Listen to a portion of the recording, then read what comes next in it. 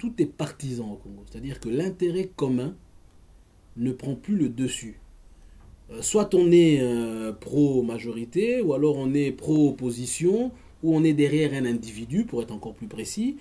Mais la base d'un État, la base d'une nation, ce qui nous réunit, ce qui nous rassemble, n'est plus partagé, n'existe plus. Et donc la société civile aujourd'hui, c'est ce qui nous a un petit peu rendu assez réticents, ça nous a poussé à créer quelque chose qui est dans la société civile, mais qui est dans le fonctionnement, l'organisation et l'existence un peu différente, une chose un peu différente. C'est ça, c'est parce que même dans la société civile, les organisations sont soit liées à l'opposition, soit à la majorité, en réalité, liées à des individus manipulés de part et d'autre. Et donc la population finit par sentir ça. Elle sent que ces dirigeants politiques, ces représentants de la société civile servent des intérêts personnels, des intérêts égoïstes, des intérêts d'un petit groupe, que ce soit d'un camp ou de l'autre. Donc en définitive, il y a une perte de confiance qui a lieu entre cette population et ses leaders, pour dire ça comme ça, politiques et société civile. Et c'est ça que nous voulons, c'est cette cassure-là que nous voulons reconstruire pour que le lien, à nouveau, se remette en place. Et c'est à ce niveau-là que nous sommes un peu, on va dire, on essaie de faire la différence. Je ne dis pas que nous sommes forcément différents, mais nous essayons de faire la différence à ce niveau-là. Ramener les citoyens, recréer le lien entre les citoyens et les personnes qui ont la chance, l'opportunité de porter un petit peu les messages des citoyens ou les revendications des citoyens. Le référendum il concernait des réformes constitutionnelles que le président proposait au peuple sénégalais. Et dans la forme et dans la démarche, nous avons estimé que le président avait péché déjà, que c'était une réforme qui n'était pas, que c'était des réformes qui n'étaient pas ambitieuses, que c'était des réformes qui ne répondaient pas aux aspirations populaires parce que les gens se sont battus en 2011, il y a eu des morts. Et qu'à l'époque, il était question d'ouvrir de larges concertations qui puissent aboutir à des réformes constitutionnelles profondes et consolidantes qui répondent aux aspirations populaires. Il a proposé quelque chose qui ne répond pas à ces préoccupations. Et il y a 10 ans derrière, c'est la société civile classique qui aurait dit tout de suite, ou bien c'est les partis politiques qui auraient pris les devants. Mais cette fois-ci, c'est un mouvement comme le nôtre, Y en a marre, qui tout de suite, après l'adresse à la nation du président, a fixé un cap, a dit, on ne va pas boycotter, on n'est pas d'accord, mais on ne va pas boycotter parce que c'est défaitiste, on ne va pas boycotter parce que c'est fataliste. On va appeler à voter non, pour que le non passe et que le président retire ce projet de réforme, ouvre des concertations et qu'on puisse arriver à une proposition de réforme qui réponde aux aspirations populaires. Les partis politiques, presque dans leur globalité, étaient pour le boycott. 2 jours, 3 jours, 4 jours, 5 jours après une semaine, on s'est retrouvé dans une situation où toute la classe politique qui est là depuis 50 ans a rallié en fait le mot d'ordre d'un mouvement social qui est né il y a 5 ans. Donc je pense qu'il y a des choses qui sont en train d'être inversées. Il y a des années derrière, il y a 4, 5, 6 ans derrière, c'est les citoyens qui suivaient aveuglément la classe politique, selon eux leurs intérêts, pour la plupart électoralistes. Mais aujourd'hui, la tendance est en train d'être inversée. Et voilà, il y a ces cadres-là qui se sont formés, qui n'ont pas pour objectif d'aller conquérir le pouvoir, mais c'est des cadres d'expression d'une nouvelle citoyenneté, et qui arrivent maintenant à fixer un cap, à montrer la voie à la classe politique et à leurs concitoyens. C'est un rôle d'éveil d'abord avant tout. Je crois que c'est d'abord un rôle d'éveil. C'est un rôle d'abord avant tout assez symbolique.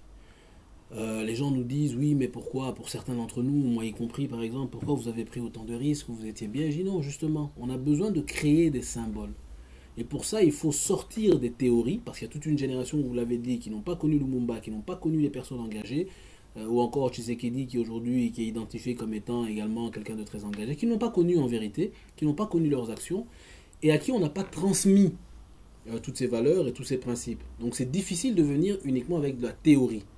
Et donc Filimbi veut un petit peu inverser ça et emmener du concret, du réel. Ce que nous faisons aujourd'hui, c'est réel. Lorsque nous nous engageons, nous sacrifions, on va dire, une partie de ce que nous avons, une partie de ce que nous sommes, de ce que nous avons bâti. C'est du concret, du réel, et ça permet aux jeunes Congolais de s'identifier, c'est important, s'identifier à des jeunes comme eux, qui avaient peut-être des avantages qu'ils n'ont pas, mais qui sont entre guillemets sacrifiés pour l'intérêt commun. Et on commence, il faut créer des modèles, il faut sortir de la théorie et créer des modèles. Donc, c'est l'éveil avant tout.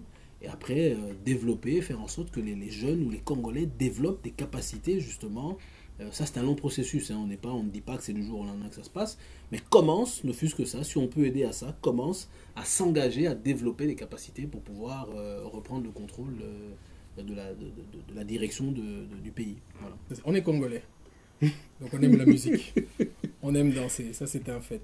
Mais je crois, je ne vais pas trop m'avancer, il lui corrigera, ni Floribert ni moi, malheureusement, n'avons de talent artistique. Par contre, nous avons la ferme conviction que l'expression par les arts est très importante pour pouvoir toucher le plus large public qui soit. Voilà, ça c'est une vérité. Hein.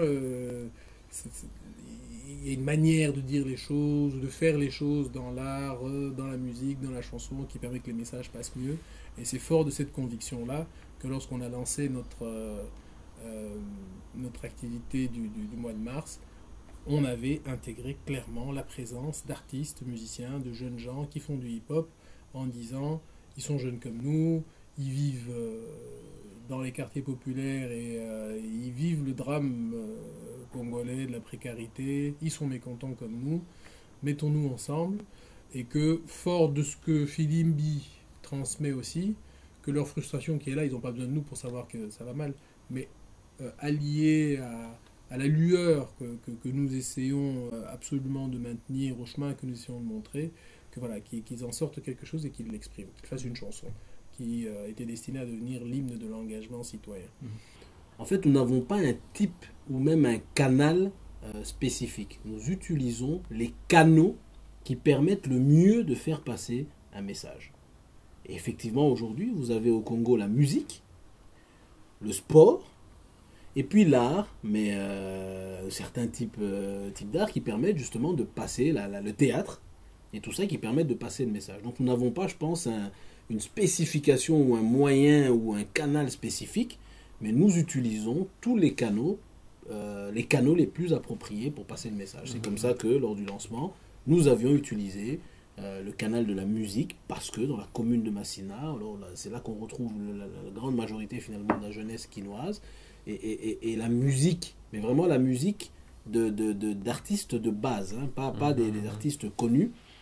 On s'est rendu compte que cette musique-là avait un impact énorme sur ces jeunes-là, ces artistes qui jouent dans les quartiers un petit peu tous les jours, qui sont en contact direct avec les jeunes, qui comprennent et qui connaissent leurs problèmes, parviennent à faire passer des messages de manière extraordinaire. Pour vous donner un petit exemple, lorsque nous avons été envahis par les oppresseurs du pouvoir, vous avez ou même avant d'être envahis, vous avez des vieux papas de la commune, du quartier, qui menaçaient les jeunes en leur disant il faut être, j'espère que vous serez au niveau requis, que vous serez à la hauteur de l'épreuve, parce que pour une fois, nos artistes sont mis en valeur, ils vont vous passer, ils disent aux artistes, il faut passer des bons messages, ils menaçaient en fait les jeunes, les artistes, pour leur dire, il faut être à la hauteur, vous avez maintenant l'opportunité de passer des vrais messages, il faut être à la hauteur. Et après ça, c'est exactement la même chose encore.